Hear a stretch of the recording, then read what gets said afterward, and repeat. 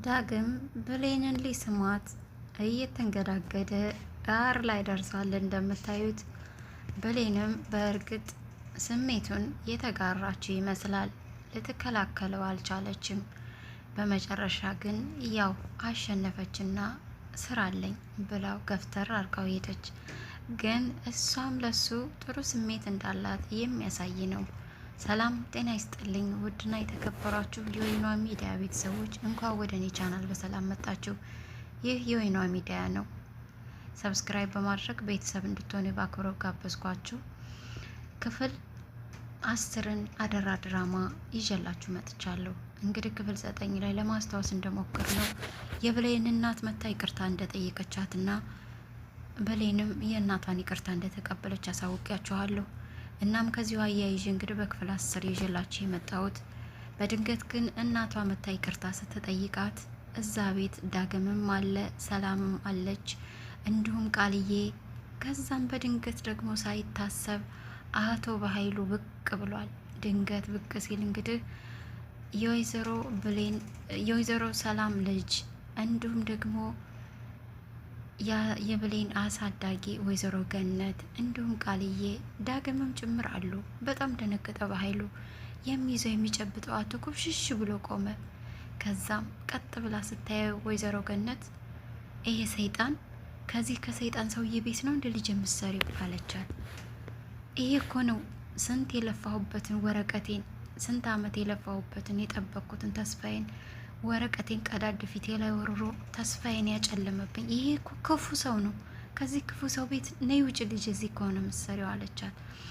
እሱም እንግዲህ ደስ ሳለውና በድንገት ያሰበው ብሌን ይሄ እኮ ነው አጎትሽ ልትል ነው ብሎ ነበር ነፍሱ ባፉ ልትወጣ የደረሰው። አቶ በኃይሉ አይኑን ፍጥጥ አድርጎ ቁልጭ ቁልጭ እያለ ነበረ። እሷ ግን አላስታወሰችውም። በዛ ልክ ያስታወሰችው በቅርብ ጊዜ ለስራ ማስጌጃ የሚሆን ብርና ለመስሪያ የሚሆን ቦታ የድሃ ድሃ በሚል በቀበሌ የተጻፈላትን ወረቀት ያንን ፈርሞ እንዲሰጣት ብታ ነበር የሄደችው ቢሮ። ነገር ግን ወረቀቱን ቀዳዶ ፊቷ ላይ እንደወረወረባት ያንን ብቻ ነው ያስታወሰችው። እናም በቅጽበት እንግዲህ ለእህቱ ለማስመሰል እንዲሁም ለብሌን ለማስመሰል ያህል ብሌን አያሳዳጊ እናት ጋር ወይም ወይዘሮ ገነት ጋር እግሯ ስር ተደፍቶ ይቅርታ ጠየቀና ስሜታዊ ሁኜ ነው ያኔ ብዙ የተፈጠሩ ነገሮች ነበሩ፣ ይቅርታ አድርጊልኝ፣ የት አግኝቼ በካስኳት እያልኩ ነበር፣ እባክሽን ይቅርታ አድርጊልኝ ብሌን፣ ነገ ቢሮ መተሽ መጨረስ እንችላለን የቦታውን ሁኔታ፣ ምንም ችግር የለም፣ በጣም ይቅርታ አድርጊልኝ፣ በዚህ እንኳ ልካሳችሁ ብሎ እንግዲህ ወይዘሮ ገነትን አታሏታል። ወይዘሮ ገነትም የእውነት መስሏት እሺ በጣም ይቅርታ፣ እንደዛ ከሆነ ችግር የለውም ብላ ይቅርታ አድርጋለታለች። እናም እንግዲህ ወይዘሮ ገነት ወደ ቤቷ ሂዳለች። ሰላምም ወይዘሮ ሰላም እዛው ቤቷ ነች። ከዛ በኋላ እንግዲህ ወይዘሮ ገነት ቤቷ ከሄደች በኋላ የአተር ክክ ይዛ እየለቀመች ያንን ልጅ የት ነው ማቀው፣ ያንን ፊት የት ነው ማቀው፣ የት ነው ያየሁት እያለች እንግዲህ ብቻዋን እያወራች ነበር። ማለትም ዳግም ልጇ እንደሆነ ውስጧ የሆነ ስሜት ተሰምቷታል። ማለት ልጇ እንደሆነ ሳይሆን ስሜቷ ግን የሆነ ቦታ የምታውቀው መቼ እንዳየችው የማታስታውሰው ልጅ ሆኖባታል። ዳግምን በተመሳሳይ ያንን ፊት የት ነው ያየሁት፣ የመቼ ነው፣ ማነች፣ የት ነው ማቃት፣ የታየቻት ነው እያለ እንግዲህ ለራሱ ብዙ ጥያቄዎችን እያስተናገደ ይገኛል። ቃልዬም እንግዲህ ቁጭ ባለችበት ብሌንን ከፍ ዝቅ እያረገቻት ነበር።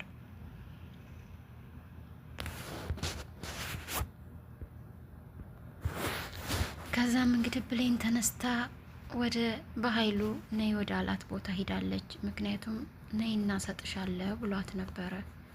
ምክንያቱም ያችን ልታስፈጽም የተባለችውን ወደ አቶ በኃይሉ ቢሮ አምርታ ነበረ። በሩን ስትቆለቁር ስብሰባ ላይ ነን አለ እንዴት ተለመደው። ነገር ግን ምንም አይነት የስብሰባ ወሬውም ራሱ የለም። ምክንያቱም የተቀመጠው ራሱን ችሎ ብቻውን ነበር። ብሌን ግን የሱ ይሄ ማለት ምንም አልገርማትም አልደነቃትም። እና በሩን ክፍት አድርጋ ወደ ውስጥ ስትገባ ደነገጠ። ውይ ብሌን ነይ ቁጭ በይ፣ ምን ፈልገሽ ነው? ነይ እስኪ ቁጭ በይ እያለ ተደነባበረ የተወሰነና ሄዳ ቁጭ አለች። እንዴት ፈርምልኝ ፈልጌ ነው የቦታውን ስትለው ነገ እንፈርመዋለን፣ ዛሬ እንኳ ችግር የለውም ነገ እንፈርመዋለን አላት። እሷም እሺ ነገ ይደርሳል ብላ ልትመለስ ስትል እባክሽ ቁጭ በይ እስኪ ብሎ ቁጭ አረጋት። እሺ ብላ ቁጭ እንዳለች እንግዲህ ይቅርታ አድርጌልኝና ያንን ማድረግ አልነበረብኝም ለበደሌ ለጥፋቴ ካሳ ባይሆንም እንኳ የተወሰነ ይቅርታ ታደርግልኝ ዘንድ ስጦታ አለኝ ብሎ በስጦታ ወረቀት የተጠቀለለ ነገር ሰጣት። ተቀብላ ይቅርታ ግን እኔ እኮ አያስፈልግም ብትለውም አይ በጭራሽ ይቅርታ አላደረግሽልኝ ማለት ነው፣ እንደዛ ካልሆነ ተቀበይኝ አላት። እሷም እሺ ብላ ተቀበለችው። ስጦታውን የተጠቀለለውን ስትፈታው ወርቅ ነው። በጣም ደነገጠች። ወርቅ አለችው። አዎ ይሄ እኮ ሲያንስብሽ እንጂ አይበዛብሽም አላት። በጣም ተደስታ ወርቁን ተቀብላ አመስግና ሄደች። አቶ ባይሉ ግን የሴራ መጨረሻ እያሴረ ስለነበር እህቱን በአጋጣሚ ፊቷን እየተኳኳለች ቤቷ አግኝቷት እህቴ ይሄ ወርቅ እኔ ወደ ውጭ ልትሄጂ ስትይ የገዛሁልሽ አይደል አላት። እሷም አዎ እንደው አላደርገውም አየህ ዝም ብዬ አስቀምጨው አለችው። የወንድም ስጦታ እኮ አይረሳም። በይ ነገ ይሄንን ልበሽና ምሳ ጋብዝሻለሁ፣ ነገ ይሄን ወርቅ ለብሰሽ ነይ ብሎ ያን ወርቅ አስጠንቅቋት ነበር። እሷም እሺ ብላው፣ ነገር ግን አቶ ባይሉ ወርቁን ወዳውኑ ወደ ኪሱ ነበር ያስገባው። እናም እንግዲህ ብሌንን በሰላም ወርቅ ያንን ስጦታ ለብሌን ሰጥቶ ሰላምን ብሌን ሰርቃሻለሁ ወርቅሽን ብሎ ለማጣላት ያቀደው እቅድ ነበር።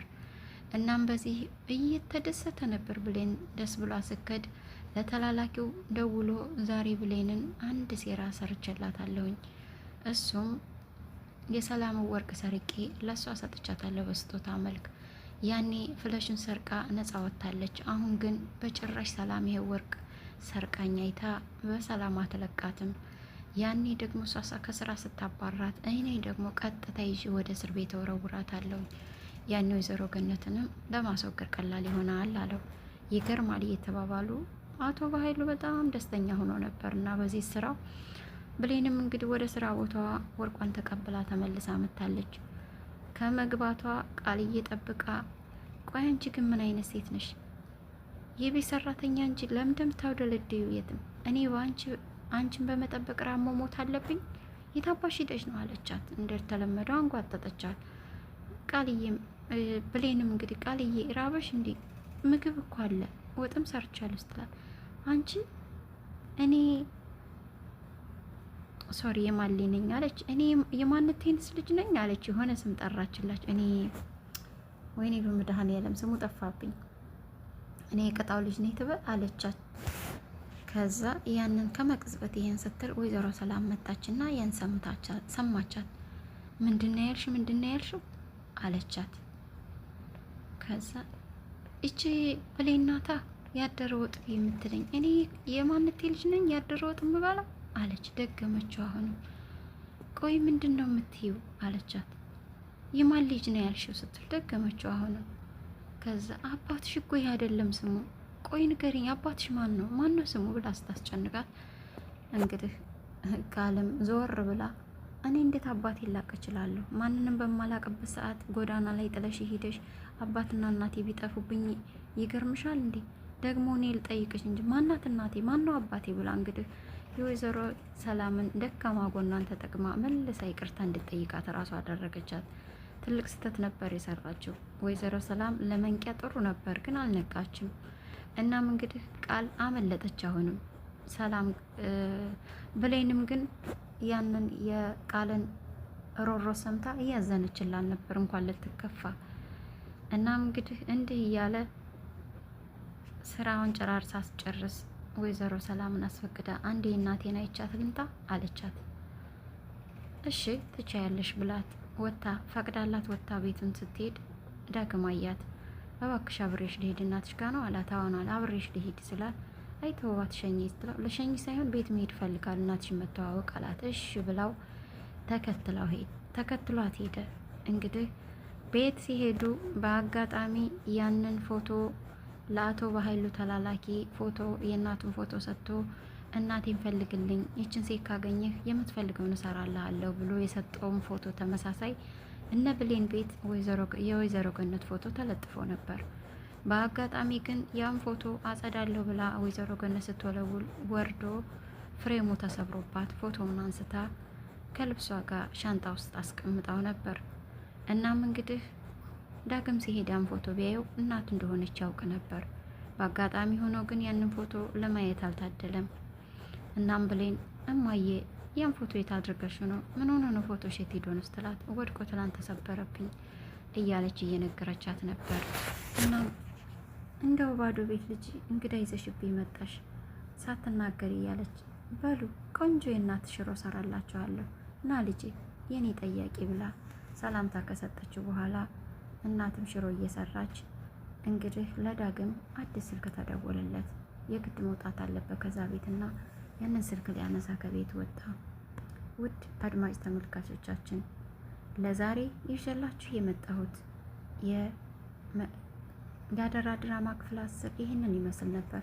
በክፍል 11 እስከምንገናኝ ሰላማችሁ ይብዛ። እስካሁን ግን ከኔ ጋር ስለነበራችሁ ለሰጣችሁ ጊዜ ሁሉ አመሰግናችኋለሁ። ለቤቴ አዲስ የሆናችሁ ቤቱን ሰብስክራይብ በማድረግ ቤተሰብ እንድትሆኑ በአክብሮት ጋበዝኩኝ። ይህ የወይኗ ሚዲያ ነው። ቤተሰቡ ነኝ። ቤተሰብ የሆናችሁ ደግሞ ቪዲዮውን ላይክ በማድረግ እንደምትጨምሩልኝ ተስፋ አደርጋለሁ። አደራ ድራማ ደስ የሚልና ተወዳጅ ነው። ተከታተሉት። ቀጣዩን ክፍል በቀጣይ ይዤ የምመጣ ይሆናል። ሰላማችሁ ይብዛ።